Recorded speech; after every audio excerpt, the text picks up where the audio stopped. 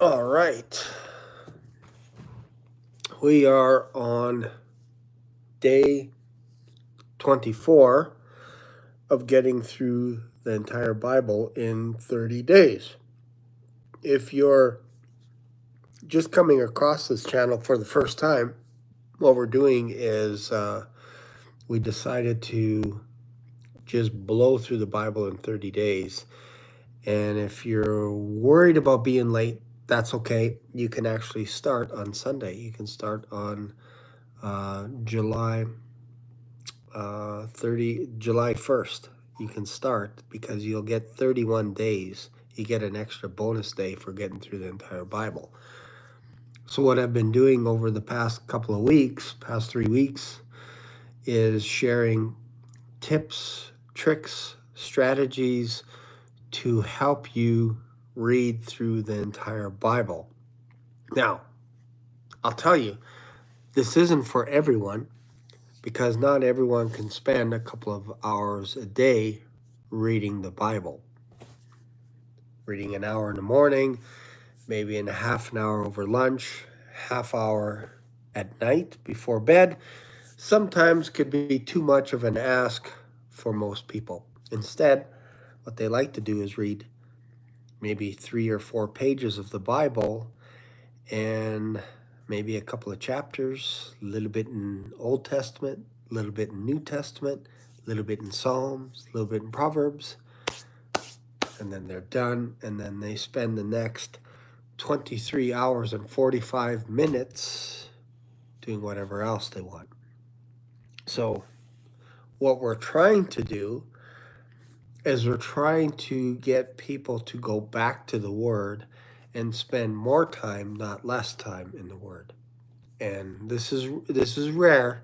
You're not going to come across this on many channels where they actually walk you through 30 days in the Bible, as in telling you how to do it, what to do, what to stay away from, how not to get distracted, all this kind of stuff.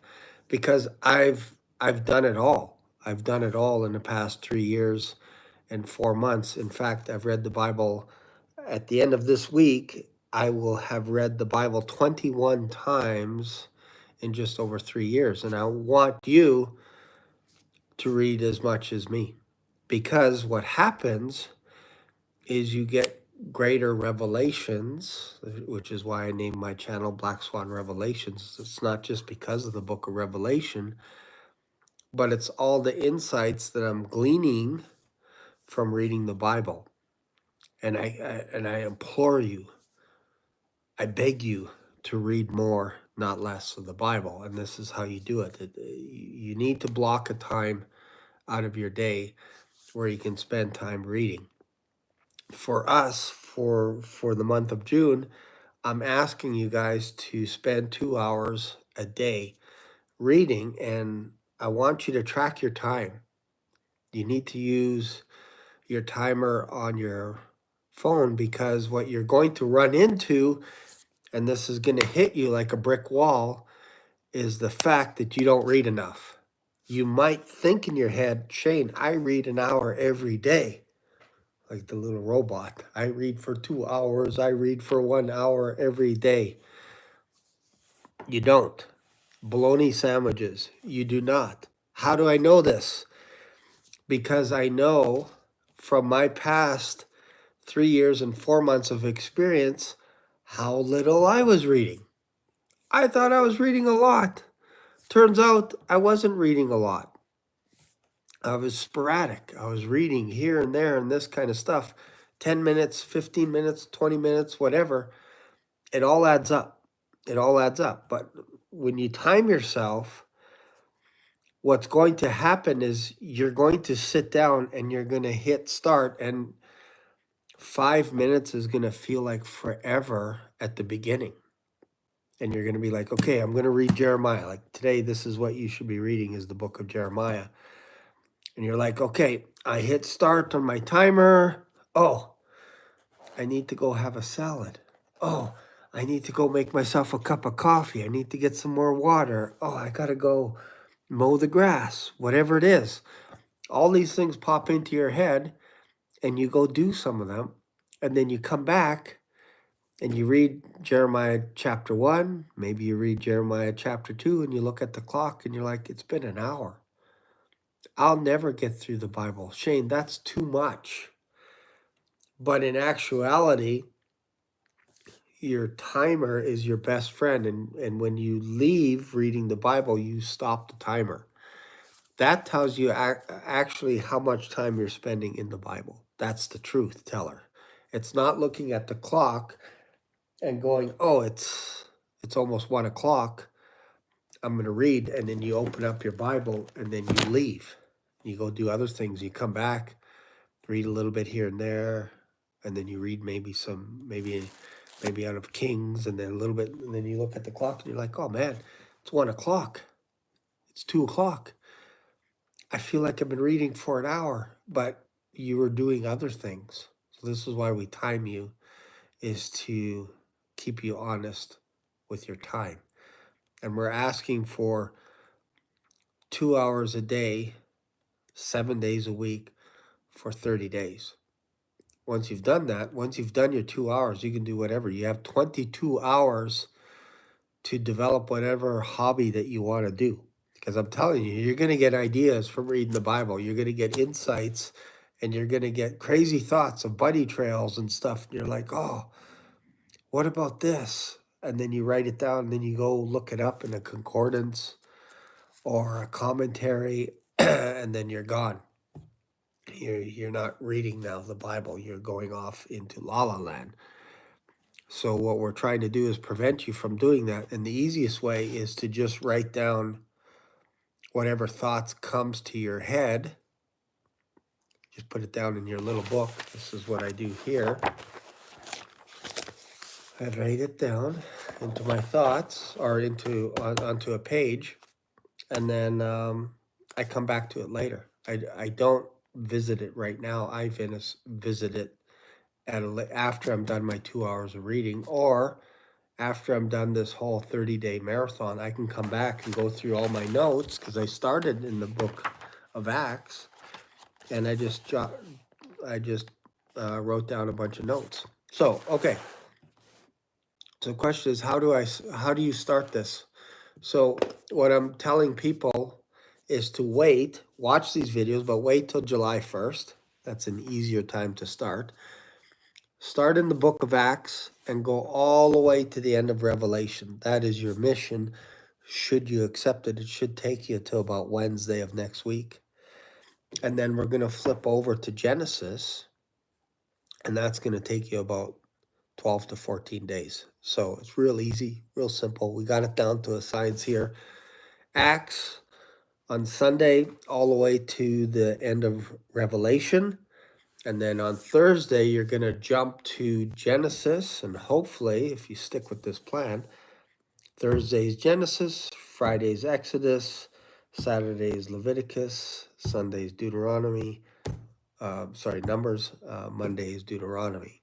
So a book a day, basically. But we need some quick wins for you. So you start in the book of Acts, because by the time you get to the end of Revelation, you've knocked out of the park 24 of 27 books in the New Testament, which you're almost halfway there just by getting the New Testament. There's so many books.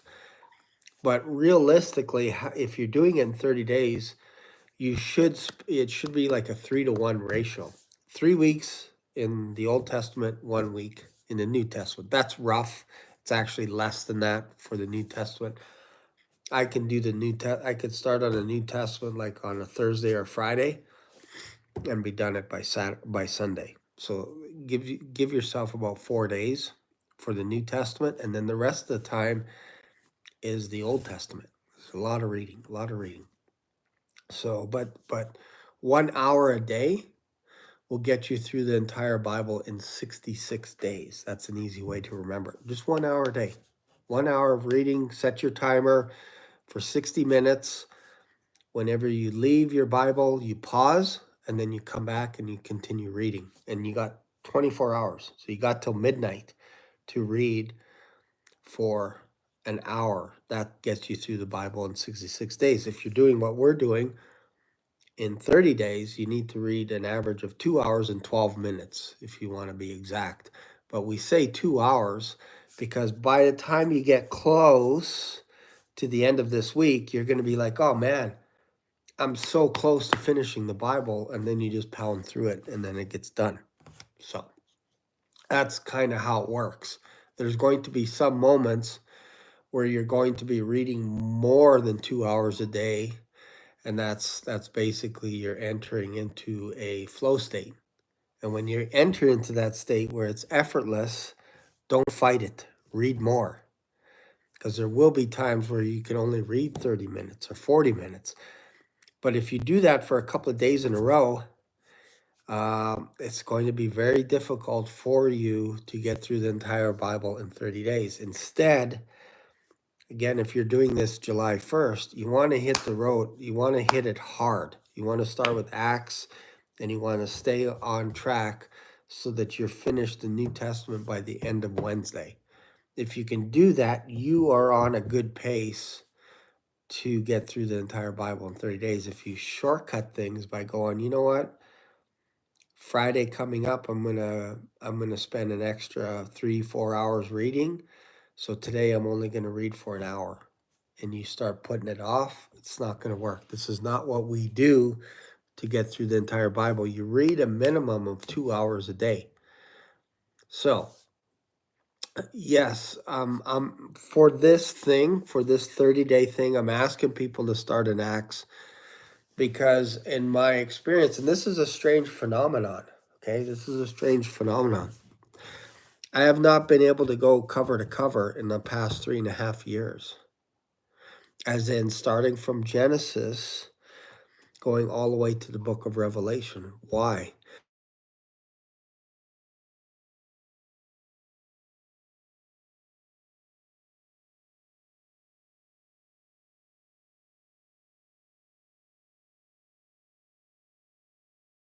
All right, that was my wife calling. Pause for a sec. So, all right, we're back. The reason why I start people in the book of Acts is because the Old Testament is pretty heavy. And if you start out of the gate for 3 weeks plus in the Old Testament, you're going to get bogged down because you're going to be like, man, Israel's just getting pounded because of all their rebellion and everything that they're doing. They have so many idols. They're worshiping every god. They're sacrificing their children. God's punishing them. Babylonians are coming in. The Persians are coming in. The Assyrians are coming in. David's on the run. Joshua's putting it to them, saying, look, you guys, we've divvied out all the land. Now you got to take it over. An angel approaches Israel and says, you're not doing, like, it gets heavy. It gets real heavy. So eventually, maybe the next time around, I'll start in Genesis.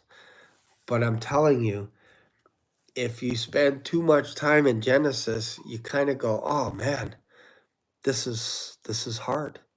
Because you're watching nations getting defeated. You're watching Israel, feels like they're like 0-12, that kind of stuff. So you need something to pump you up.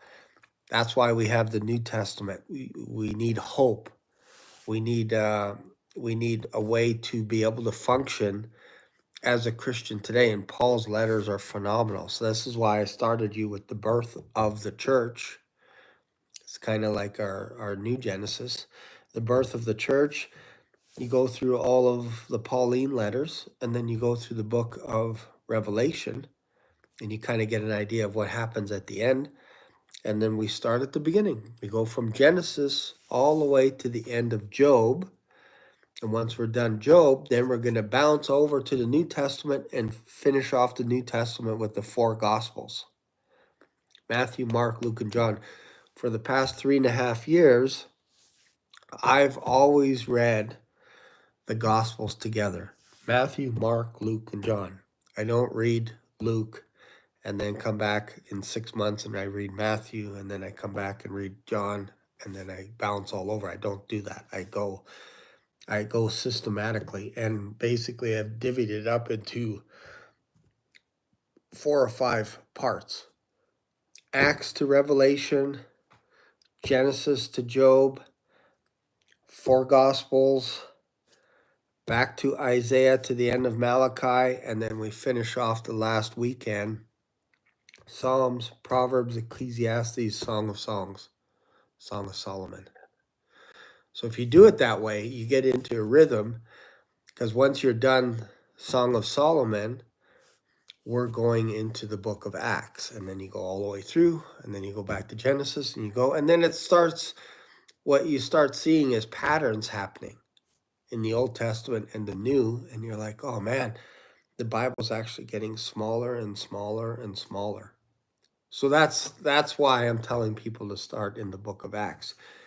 You can go through Genesis like everybody tries to do in January. They start in Genesis, but by the time they get to Leviticus, they're like, oh man, I'm exhausted, I'm worn out. So we need to give you some quick wins. And basically for the first week, you're practicing getting down the idea that you can actually read for 2 hours.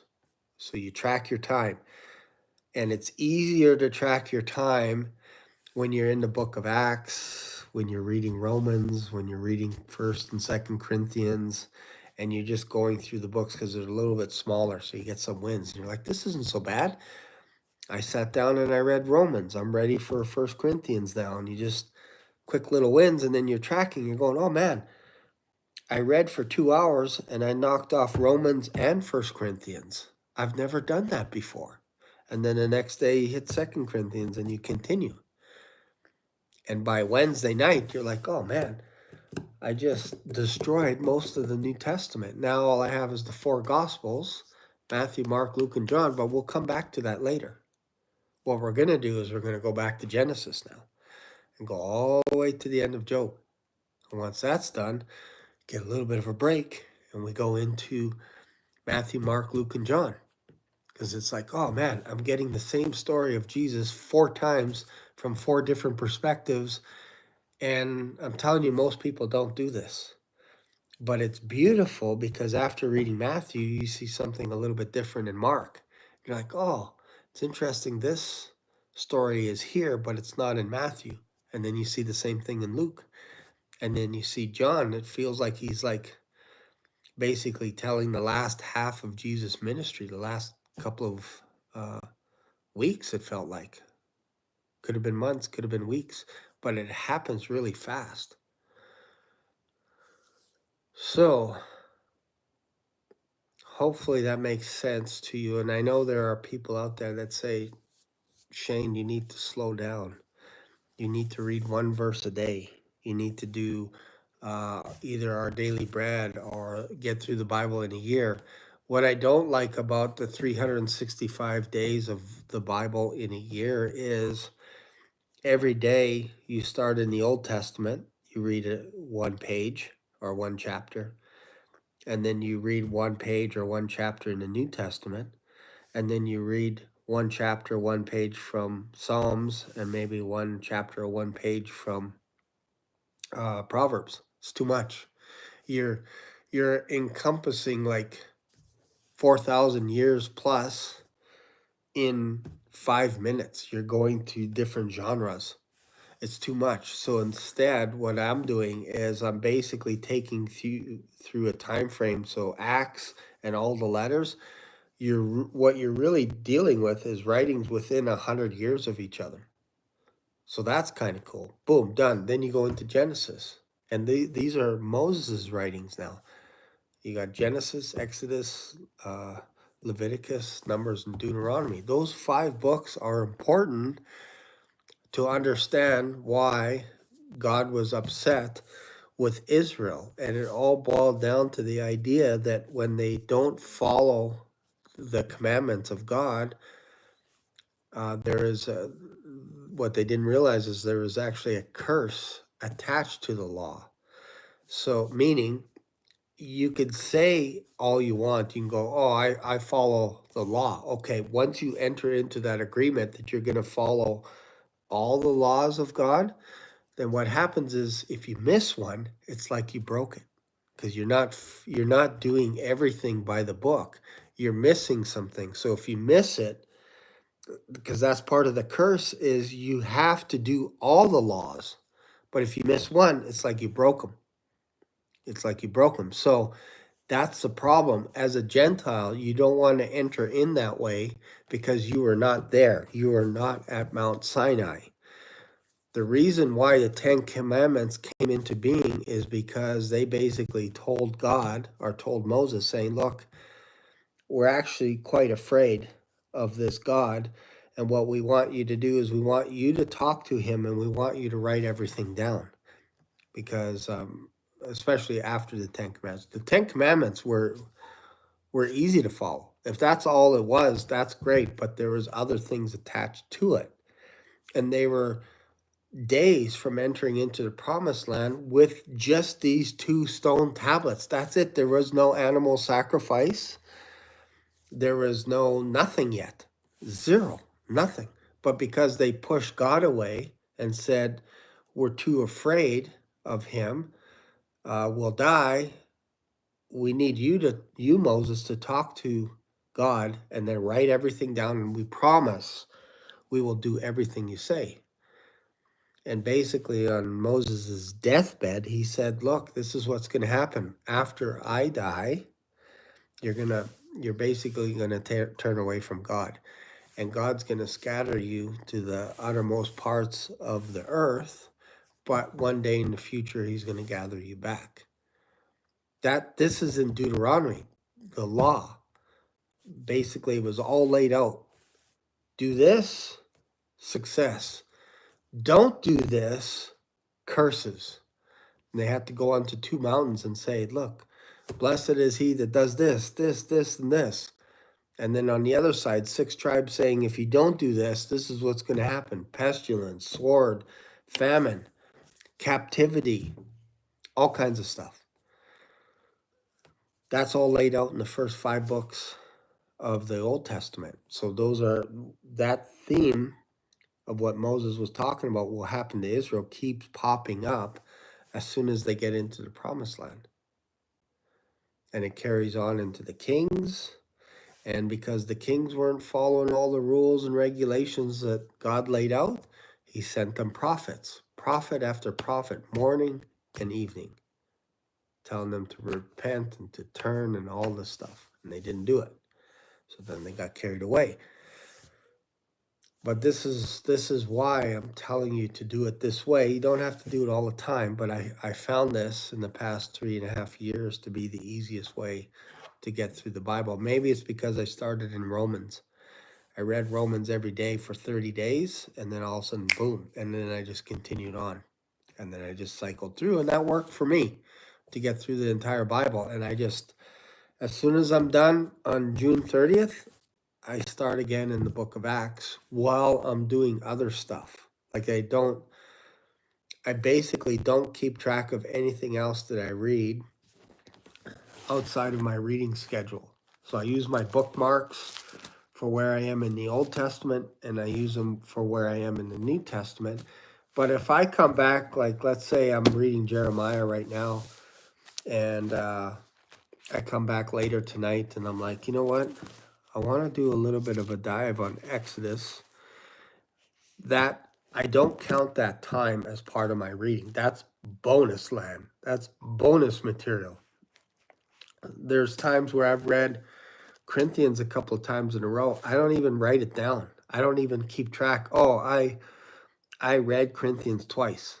The only thing I keep track is my daily schedule, and I just use bookmarks for that. And it's so easy then, because my goal is not to start the next book until I'm finished it. So right now I'm in Jeremiah.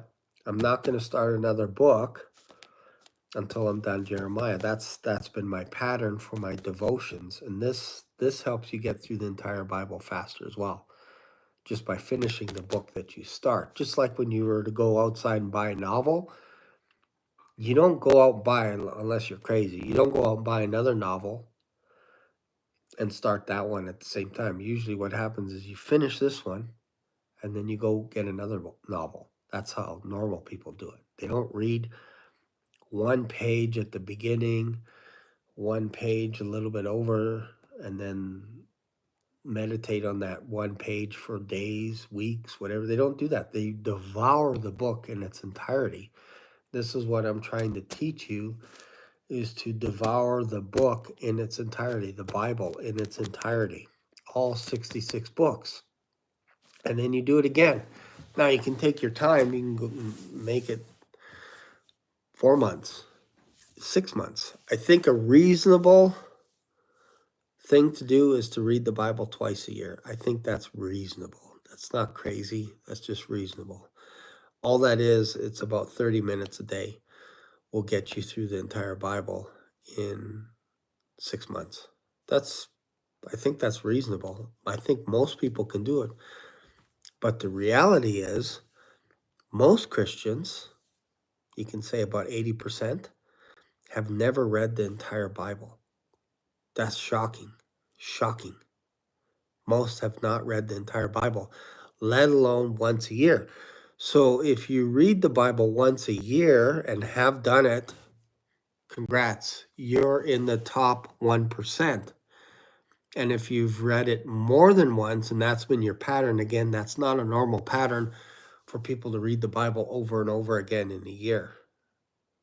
I've done it, the most I've done it in a year is 6 times in 1 year. That felt like a lot, but it was beneficial.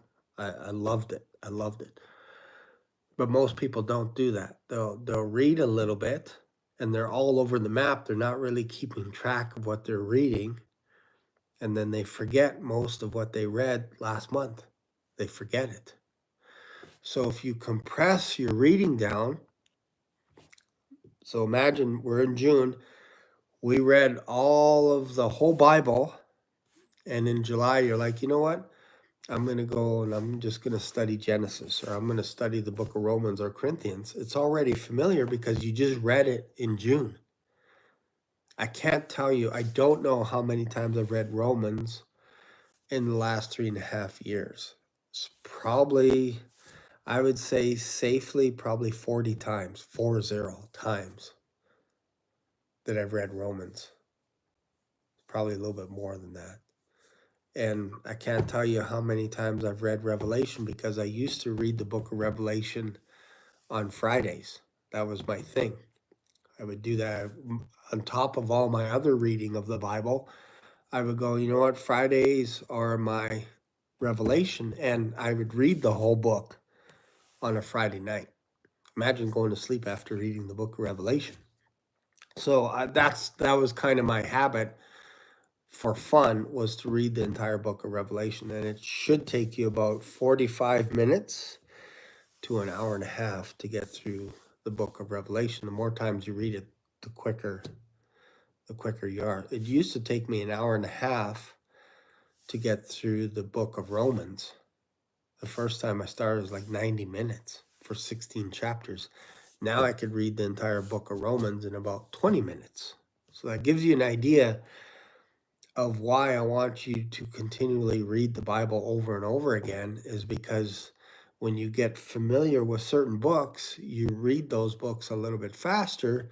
And then when you get to some of the other books, you start to slow down. Maybe you slow down in Chronicles because there's too many names, whatever it is. But this happens. I can tell you, a lot of people will just blow through Ruth like it's nothing. They'll sit down and read the entire book of Ruth. It's like 4 chapters or something. So this is what happens. The further into this you go, all of a sudden you're like, man, I sat down and I read the entire book of Genesis in one sitting. At the beginning, it's probably going to take you about 4 hours. But I can get it down to a point where I can be done Genesis in 2 hours. Not speed reading. It's just because I'm so familiar with the story. I can almost walk you through the whole book of Genesis, what's going on, minus some of the names. And that'll come to you as well the more times you read it. And not many people are talking like this. This is a rare channel that you're going to come across, because if you come across another channel, you're going to bump into pastors that get paid to read, basically. Like that's their job, is to read. And that's different, because they can also make time during their day to read. For you, you might have shift work. You might have to work from midnight till noon, and that's hard. That's difficult. I'm not saying it's not hard for pastors. I'm just saying that there are some jobs that allow you to read more as well. I'm not trying to be naive of that. But you can listen. If you're a driver, you can listen to the audio version of the Bible, and in 66 hours, you can be done the entire Bible just by listening to it. And if you speed it up to 2 times, you're looking at about 30 to 40 hours. So if you drive a lot, you can realistically be done the Bible every couple of weeks, but most people don't do that. They don't do it because they don't know where to start. They don't know where to begin. They think it's overwhelming. So this is why I shrunk it down and said, look, it's about spending time. So if you can allocate 2 hours in a day in a 24-hour period, you'll get so much reading done. It's shocking. It'll be shocking to you. So I'm not telling you how many pages to read. I'm not telling you how many chapters or how many verses. I'm just telling you to spend time, 2 hours, and time it with your phone. As soon as you start reading, hit the timer. As soon as you stop reading, hit stop. Do that throughout the day. Might be in the morning for 20 minutes, a little bit at lunchtime, another 40 minutes maybe, and then at nighttime, another hour. Keep track of that. Write it down. Write down what you're reading and write down the time that you start, and you're going to see that there's a difference. You're going to go, oh, okay, I started reading at 6 o'clock in the morning and it's 8 o'clock. Therefore, I read 2 hours, but then when you look at your timer, it says 20 minutes. That's your proof that you're not reading as much as you thought you were. And that's what we're trying to do really in this 30 days, is we're trying to pinpoint what the problem is. Problem is you're not reading enough. So we'll figure that out over the next 30 days by using your timer, and you're going to be like, man, I thought I was reading for hours. Here it is. I was only reading for 20 minutes. No wonder I'm not getting through the entire Bible. That's good. At least you know. The hardest part is when you don't know. If you miss a day, if you miss a week, if you miss a month, you're never going to know how much you've been reading. You're not consistent. You're not going to remember what you read last week, 2 weeks ago, a month ago. You won't remember. But if you keep reading the Bible over and over again, eventually something's going to stick. Eventually something's going to stick. All right, so let's see here. Let's see what questions we have. Let's see here. Lots of comments today. Let's see. God is great. Amen. I love to be able to do this. How do I start? Start in the book of Acts. If you want, you can start in Genesis. Maybe I'll do a 30-day thing on starting from Genesis. Like I said, because of the pattern that I developed, I started pretty much in Romans and then went through, and then I cycled through, and then I found it was easy for me to go between the Old Testament and the New Testament after I'm reading chunks of the Bible. Let's see here. Hello, Oliver. Let's see here. Message retracted. So why do they call it New Testament? It's thousands of years old. That's a good question. Basically, another way to look at it is a new covenant, because the old one is basically decaying and fading away.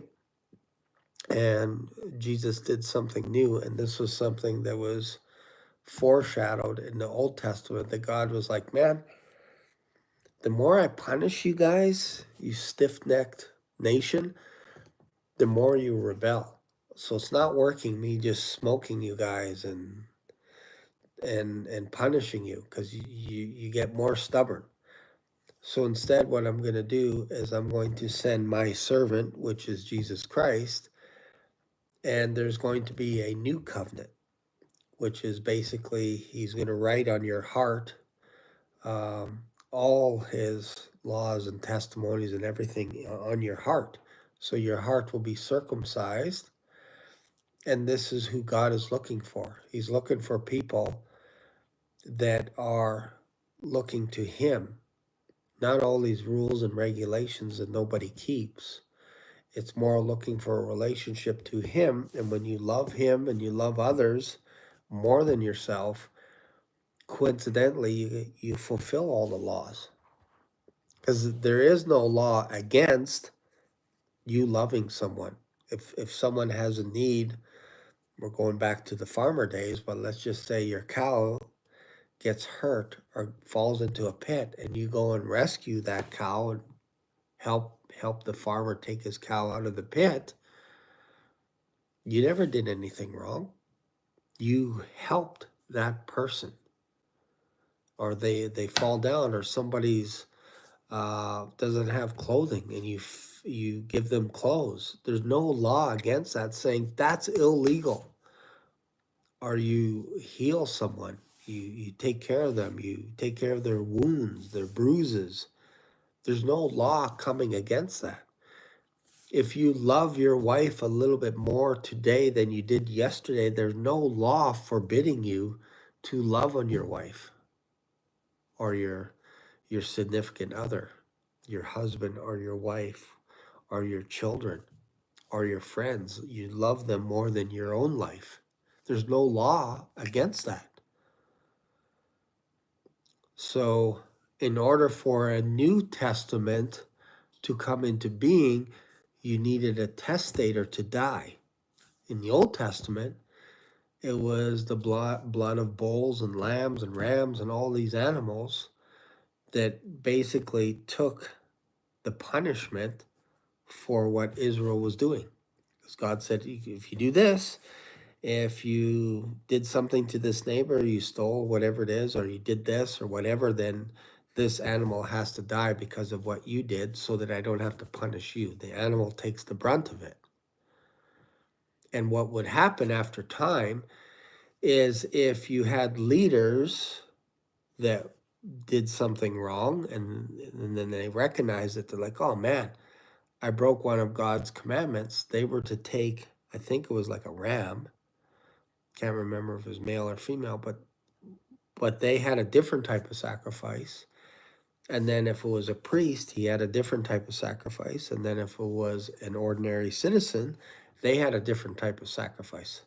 So imagine walking through the fields one day and you go up to one of the leaders of the town and you notice his animals, his flock. You're like, man, there's no males, there's no goats, there's no male goats, or there's no male rams. What's up with that?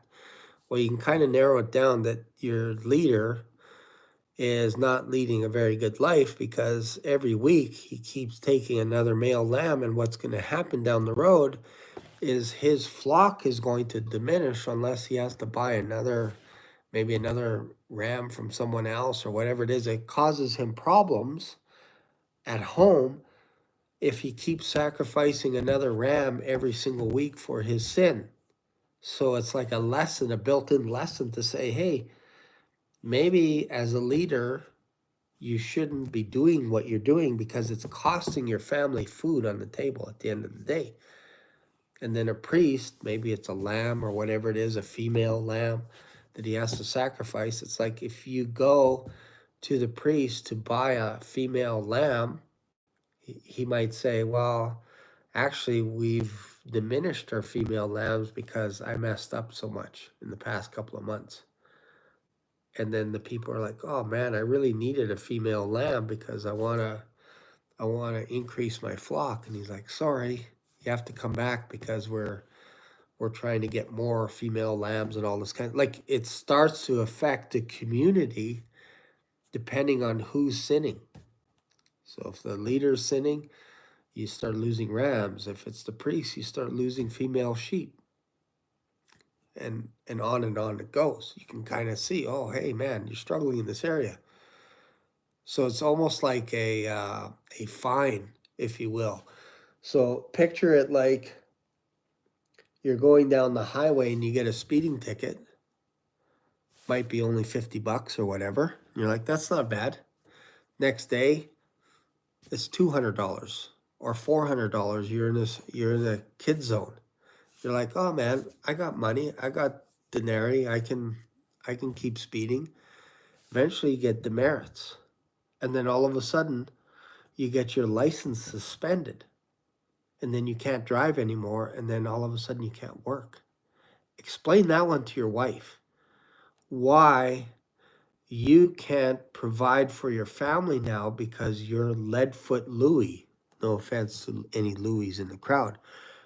That's the government punishing you financially, not because they want to punish you, but because they want to stop you from speeding. They got to get you in your bank book, in your wallet. They hit you there.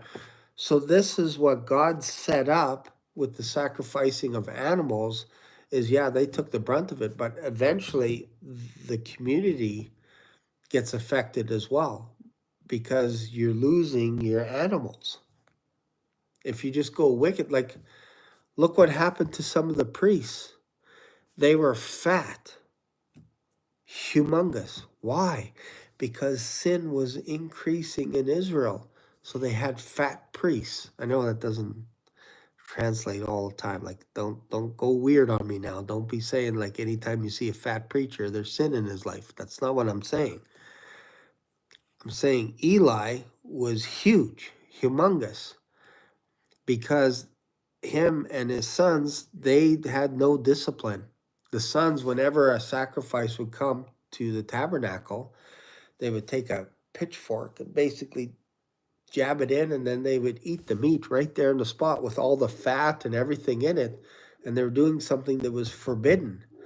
And they were getting chunky monkey, eating all the fat. They weren't supposed to do that. So they're getting huge. And Eli eventually fell over in his chair and broke his neck because he was a fat man. He was huge. So there's reasons for Leviticus, but if you just pick it up the first time and you read it, you're like, oh man, Leviticus is hard and it's painful and all this stuff. But read it 20 or 30 times, and all of a sudden you start seeing God's heart behind all this stuff. It's actually quite amazing. You don't have to start in Acts. You can start wherever you want. But for this month, we started in Acts, Revelation, then we go Genesis to Job. It's just easy. It's real easy. Let's see what else there. Hi, Dorothea.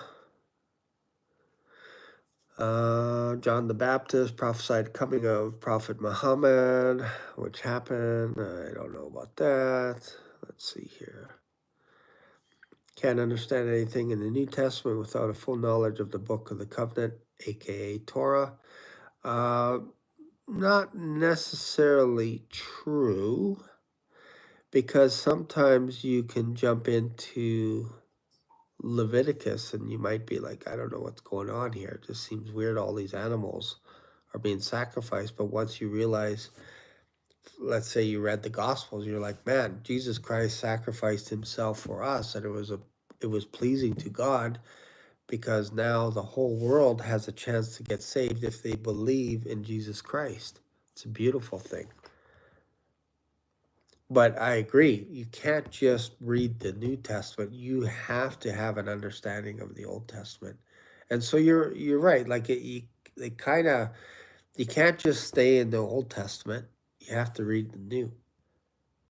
And you can't just stay in the New Testament. You got to read the Old as well. Let's see here.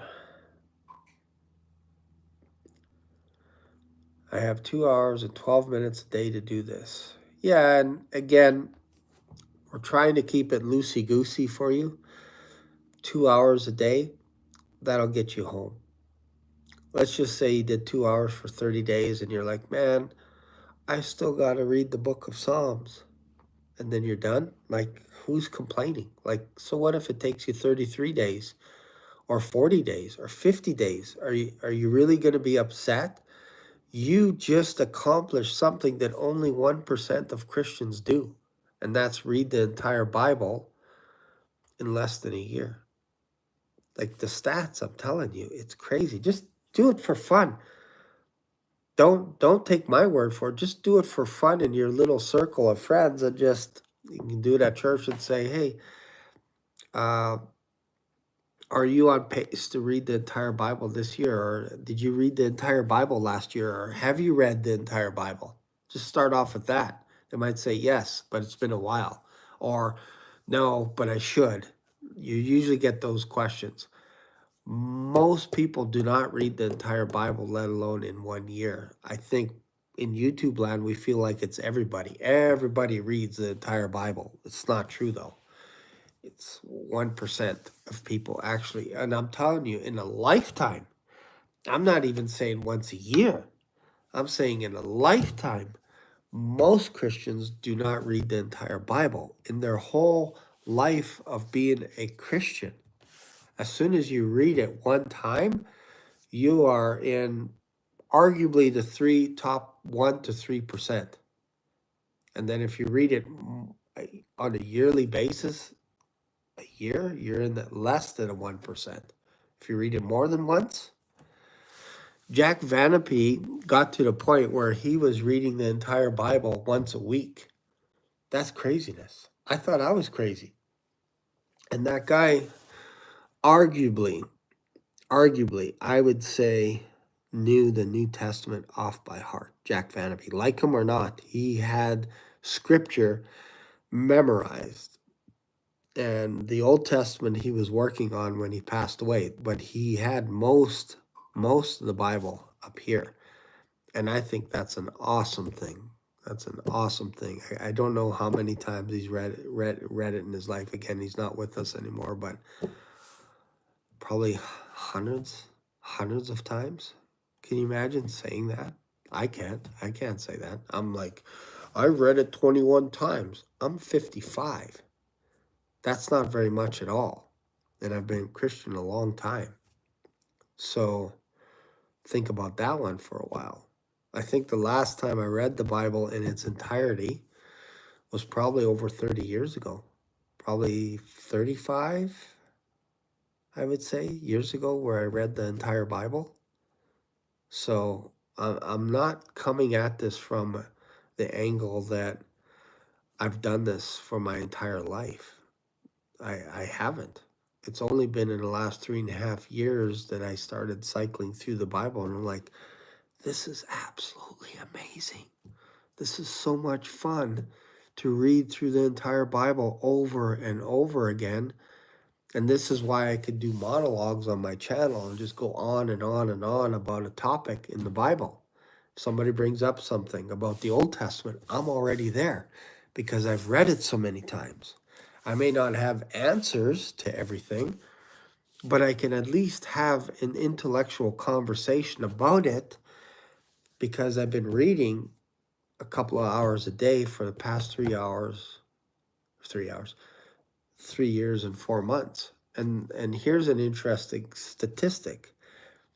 Let's just say you want to be an expert at something. There's a stat, and I don't know where it is exactly. I heard it somewhere, okay? So take it with a grain of salt. If you want to be an expert on something, read 6 books on the subject, and you're going to know 80 to 90% more than anyone else that hasn't read a book on that subject. So think about that. If you're studying, I don't know, rock collecting, I just picked that one out of the air. And imagine you read 6 books on rock collecting, and someone just has a casual conversation. Hey, I was thinking about doing my rock garden or whatever it is. And you're like, oh yeah, well, that's interesting. You might, depending on where you live, you might want to use this type of rock because you get a lot of rain or lack of rain, or you get too much winter or snow and it could actually crack the rocks. So you want this kind of rock. And these ones really look good in the sun. So maybe you want them to have a little bit of a red tinge, almost like a brick type or whatever. You can tell I'm weak in that subject. I'm just making this stuff up. But you're going to come across as an expert because you spent hours reading those 6 books. This person has spent maybe 5 minutes on Google. You're going to come across as the expert. So imagine, in my world, I read 2 hours a day on average, sometimes more, sometimes less, over the last 3.5 years, and I've read through the Bible almost 21 times. It's going to look like I'm an expert, but I'm really not. I just spent a lot of time reading the same thing over and over and over again, and eventually some of it is going to stick because I don't memorize scripture. I just read it over and over again, and then some of it sticks. So there are some people that like, I'm going to memorize the entire chapter of Psalms. Well, by the time you memorize that chapter of Psalms, I'm done the entire book of Romans. And I'm not saying don't memorize. I think that's a great thing to do. But it's almost like there's 2 genres going on here. There's the people that read the entire Bible, and then there's those that don't read the entire Bible, but they gravitate towards certain books of the Bible to memorize verses. Like maybe they memorize certain verses from Romans or Corinthians, or maybe something from Psalms or Proverbs, and they're just like, this is amazing. But they don't get through the whole book, or they don't get through the whole Bible. So I spend more time dumping more information into my brain when it comes to the Bible. I read more of the Bible than arguably maybe most people because I was so starved from not having Bible in me. Like if you saw me 4 years ago, if somebody said, tell me a little bit about the Danites in the book of Judges, I'd be like, oh man, I know Samson was a Danite, but I don't really know too much else about that. I'd have to read it. I'd have to reread the story in the book of Judges to kind of figure out what's going on with the Danites. And that's how I was before, is I couldn't carry a conversation. I'd be like, yeah, I don't know. You could be saying the truth, but I don't know because I haven't read it in years. So I don't know what you're talking about right now. I just don't want to tell you I don't know what you're talking about because then I'd be embarrassed because I don't read the Bible. So that's how I was 4 years ago. And my son caught me one day at the table and he said, Dad, blew all the dust off. You should read this Bible. And he handed it to me. I was so embarrassed because he caught me. He said, you don't read the Bible. Imagine having your kid do that to you. All right, let's see what else here. And then we're going to wrap this up real quick.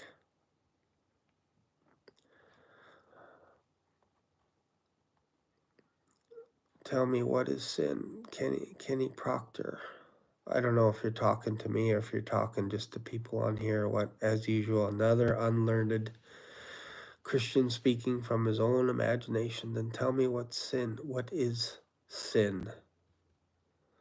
Sacrifices will resume in the kingdom. Read the prophets. You mean read the vision that Ezekiel had about the temple? Is that what you're talking about? A vision that Ezekiel had? Invite me for a live discussion, and I'll be kind and respectful. All Yahweh's people who have a spirit are kind and loving. For sure. Yeah. I'd love to have you on my channel as a guest. But you have that wrong, Carol. You break the first commandment by calling the Son the Father. Okay, how about this? Kenny Proctor, what's today? How about Thursday night, if you want to come on my show? How about Thursday night? I haven't read through all your comments, but yeah, if you want to talk about stuff, we can do that.